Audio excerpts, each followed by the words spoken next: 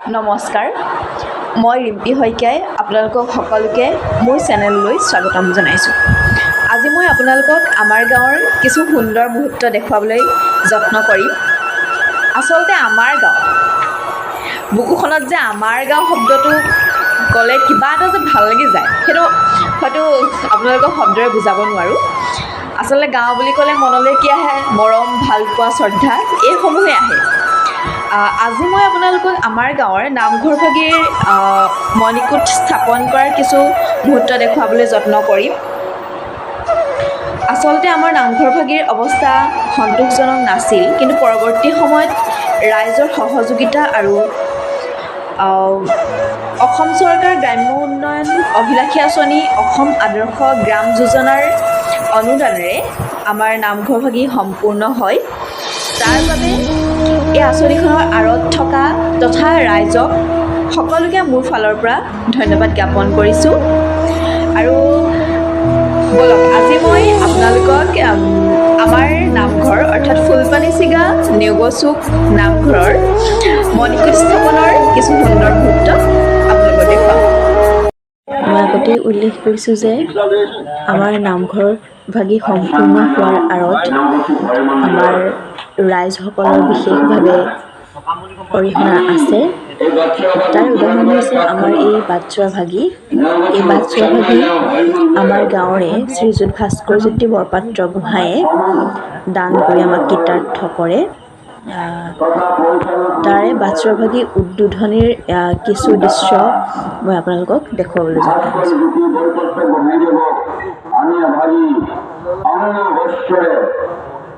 সম্মাননা তথা মৰম যাচিব বিচাৰিছোঁ আৰু এই মৰম তথা সম্বৰ্ধনা অন্ন বস্ত্ৰভাগ আমাৰ পৰিচালনা সমিতিৰ সম্পাদক ডাঙৰীয়াক সম্বৰ্ধনা জনাবৰ বাবে আমি অনুৰোধ জনাইছোঁ।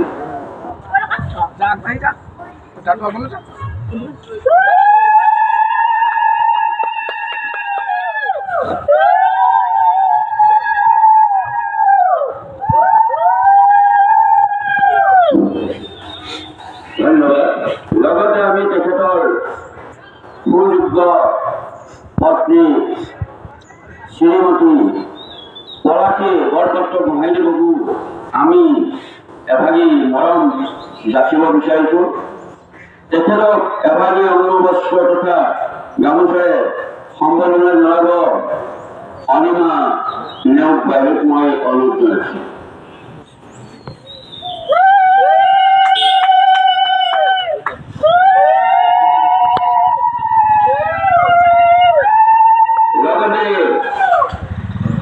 দাতা ভাস্কৰজ্যোতি বৰপাত্ৰ গোহাঁইদেৱক আমাৰ সমাজৰ ফালৰ পৰাই আৰু এভাগি অঙ্গবস্ত্ৰ সম্বৰ্ধনা জনাব ৰূপজ্যোতি বৰুৱাদেৱক মই সম্বৰ্ধনা দিবৰ বাবে অনুৰোধ কৰিছোঁ। এতিয়া আমি বন্তি প্ৰজ্বলনৰ বাবে আমি আগবাঢ়িছোঁ। বন্তি প্ৰজ্বলনৰ কাৰ্যসূচীত সম্পাদক ডাঙৰীয়াক সম্পূৰ্ণ সহযোগিতা কৰিবৰ বাবে মই অনুৰোধ জনাইছোঁ। লগতে আমাৰ নামঘৰীয়া হিচাপে থকা অজিত নেওগদেৱকো মই অনুৰোধ জনাইছোঁ।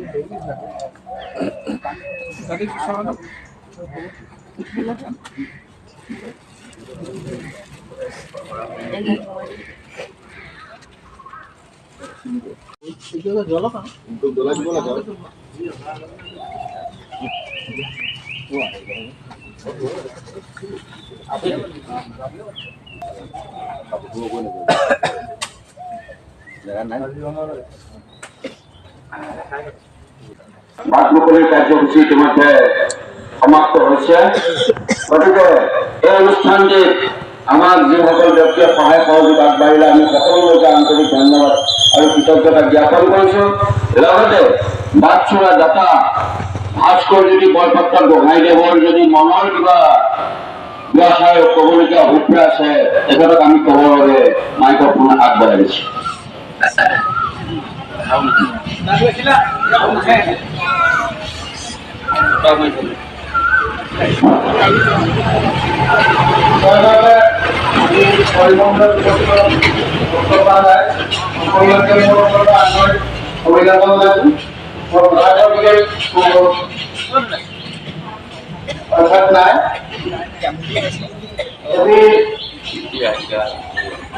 মনতে কল্পনা কৰি আছিলো এই নামঘৰ লাগিলে বাটচৰা কৰাম বুলি কালক্ৰমত আজি মুকলি হৈ উঠিল আৰু এই বাটচৰা লাগি আজি ৰাইজৰ মাজলৈ উচৰ্গা কৰি দিছো আৰু লগতে মুকলি হৈ বুলি ঘোষণা কৰিছো ধন্যবাদ ধন্যবাদ আমি দাদা ভাস্কৰ জ্যোতি বৰুৱাক অশেষ ধন্যবাদ তথা কৃতজ্ঞতা জ্ঞাপন কৰি আমি বাটচৰা উদ্বোধনী কাৰ্যসূচী আমি সমাপ্তি ঘটাইছো ধন্যবাদ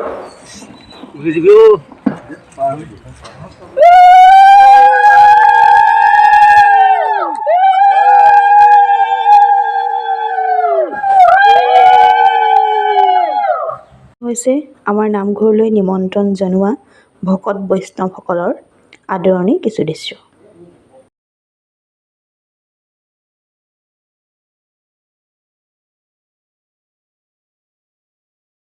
ইয়াৰ পাছতে আমাৰ নামঘৰৰ মূল গৃহটি উদ্বোধন কৰে হাতীপুলি গাঁও পঞ্চায়তৰ সভানেত্ৰী শ্ৰীযুতা অপৰূপা শইকীয়া বাইদেৱে। তেওঁ নথকা হ'লে হয়তো আমাৰ নামঘৰভাগি সম্পূৰ্ণ হোৱাত বহু ক্ষেত্ৰত পলম হ'লহেঁতেন। এই আপাহতে তেওঁলৈ অশেষ ধন্যবাদ জ্ঞাপন কৰিছোঁ।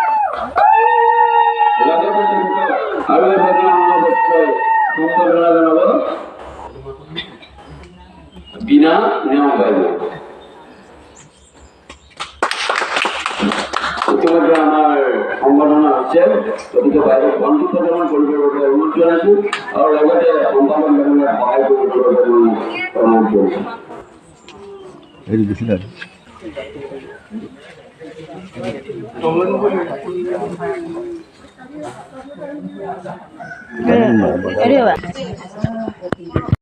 আমি যদি হাত দিওঁ তেতিয়াহ'লে হয়তো আমি কামটো সম্পূৰ্ণ কৰিব নোৱাৰিম সেইবাবে আমি সিহঁতক তাৎক্ষণিকভাৱে ক'লোঁ যে আমি যি মূল গৃহ নামঘৰৰ সেই গৃহভাগৰ নিৰ্মাণৰ কাম আমি প্ৰথম পৰ্যায়ত হাতত ল'ম আৰু মই আচলতে ভয় খাই আছিলোঁ যে যদিও ৰাইজৰ বয়োজ্যেষ্ঠ ব্যক্তিসকলে মোৰ কথামতে হ'ব বা সমৰ্থন জনালে মই তথাপিও ভয় খাইছিলোঁ যে নামঘৰৰ কামখিনি কিমান ধৰণৰ কেনেকুৱা এটা পৰ্যায়লৈকে আমি লৈ যাব পাৰিম কিন্তু আজি এই মুহূৰ্তত মই অনুভৱ কৰিছোঁ যে এই মুহূৰ্তত তাৎক্ষণিকভাৱে লোৱা হ'লেও এই সিদ্ধান্তটো হয়তো শুদ্ধ আছিল আৰু নামঘৰভাগিয়ে অন্ততঃ দেখা যিহেতু মূল গৃহটো নামঘৰভাগিৰ এটা পৰ্যায়লৈকে সুন্দৰভাৱে সমাপন হ'ল আৰু ইয়াৰ সম্পূৰ্ণ ক্ষেত্ৰতো আমি দিব লাগিব আমাৰ স্থানীয় যুৱক ব্যক্তিৰ তৎপৰতা নামঘৰভাগে খুব সুন্দৰ আৰু সোনকালে কামটো সম্পন্ন কৰিবলৈ সক্ষম হ'ল তেখেতৰ আমাৰ শ্ৰদ্ধাৰ সমাজখনে অনিল ভগত বাইদেউ আমি এই আশাতে তেখেতক আমাৰ আন্তৰিক ধন্যবাদ আৰু কৃতজ্ঞতা জ্ঞাপন কৰিছোঁ আমি আশা কৰিছোঁ যে পৰৱৰ্তী সময়তো আমাৰ মনোযোগ কাম কাজত তেখেতৰ সহযোগিতা আৰু দিহা পৰামৰ্শত আমি সদায় পাই যাম লগতে মই আজি এই মুহূৰ্ততে ধন্যবাদ জ্ঞাপন কৰিব বিচাৰিছোঁ আমাৰ আন্তৰিক সমষ্টিৰ সন্মানীয় বিধায়ক প্ৰদীপ হাজৰিকা ডাঙৰীয়া বহু কাঠফুট কৰাৰ পিছত বহু বাক বিতৰণ পিছত আমি বামুণমৰা গাঁওখনে একমাত্ৰ বিধায়কজনৰ সদিচ্ছাত আমি আঁচনিখন লাভ কৰিবলৈ সক্ষম হ'লোঁ তেখেত নোহোৱালে হয়তো আজি এইখন আঁচনি আমগুৰি ব্লকৰ কোনোবা এটা গাঁৱত কোনোবা এখন গাঁৱত কাৰ্যকৰী হৈ থাকিলেহেঁতেন। আমাৰ ওপৰত তেখেতৰ থকা বিশ্বাস আৰু আস্থাই আজি আমাক এইখিনি কাম কৰিবলৈ সুবিধা দিছে। আমি এই আপাহতে তেখেতলৈ ধন্যবাদ জ্ঞাপন কৰিছোঁ। তেখেতৰ সুস্বাস্থ্য আৰু দীৰ্ঘায়ু কামনা কৰিছোঁ। লগতে আমি ধন্যবাদ জ্ঞাপন কৰিছোঁ আমাৰ স্থানীয় যিসকল লোক এই নামঘৰৰ যিসকল ভাগিদাৰ আছে, আমি তেখেতসকলেও ধন্যবাদ জ্ঞাপন কৰিছোঁ। খুব শান্ত আৰু শৃংখলভাৱে এটা কাম তেখেতলোকে আগুৱাই দিলে। আমি আশা কৰিছোঁ যে আপোনালোকৰ আশীৰ্বাদৰ হাত আমাৰ লগত সদায় থাকিব আৰু পৰৱৰ্তী সময়ছোৱাতো আপোনালোকৰ মাজত আহি এনেদৰে উন্নয়নমূলক কামত অৰিহণা যোগাবলৈ বা আপোনালোকৰ সুখৰ সমাধান হ'বলৈ আমাক আশীৰ্বাদ প্ৰদান কৰিব। বৰ বিশেষ দীঘলীয়াকৈ একো নকওঁ।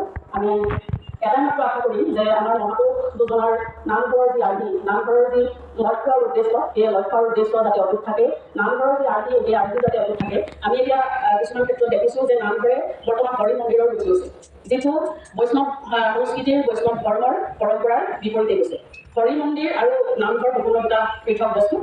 আমি যিহেতু বৈষ্ণৱ ধৰ্মত বিশ্বাসী, আমাৰ সমাজবোৰ বৈষ্ণৱ ধৰ্মৰ পৰম্পৰা অনুসৰি চলে, গতিকে আমি আশা কৰিম যে নামঘৰৰ যি পৰম্পৰা, নামঘৰৰ যি ঐতিহ্য, নামঘৰৰ যি আৰ্হি আমাৰ ওপৰবোৰ আৰু মাজতবোৰ বুলি জনাই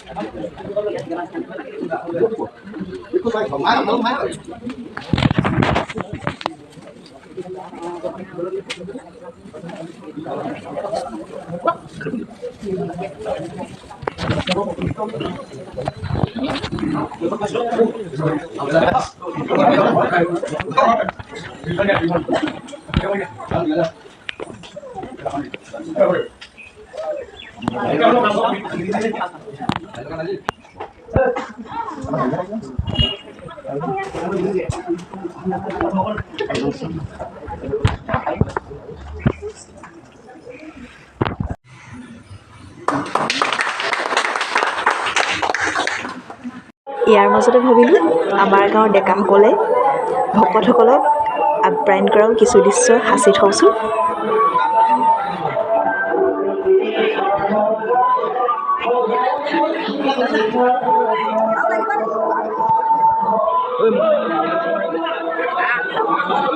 কৰিছে আটাইতকৈ গুৰুত্বপূৰ্ণ কাম ভাবি সেয়া হৈছে গোঁসাই আদৰাৰ যি নিয়ম, তাৰ বাবে আমাৰ সকলো ৰাইজে আগবাঢ়ি গৈছে।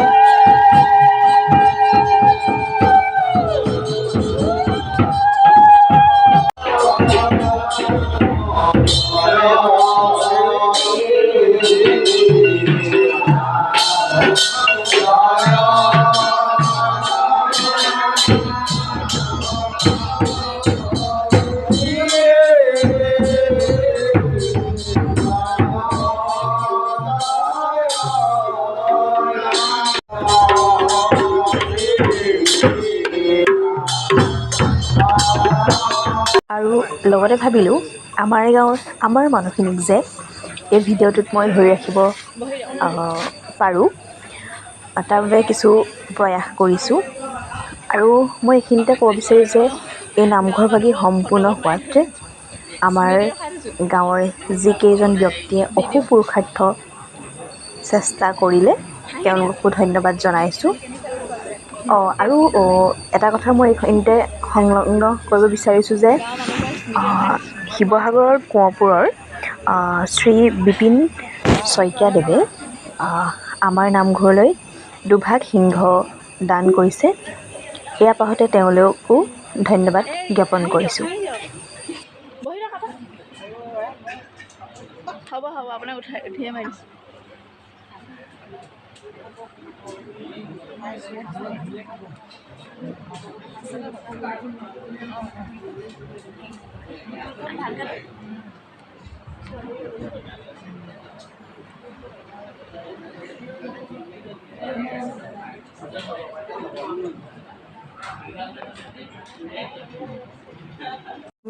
ভিডিঅ'টো কেনে পালে তাৰ উত্তৰলৈ বাট চাই মই মোৰ ভিডিঅ'টো সামৰণি মাৰিছোঁ।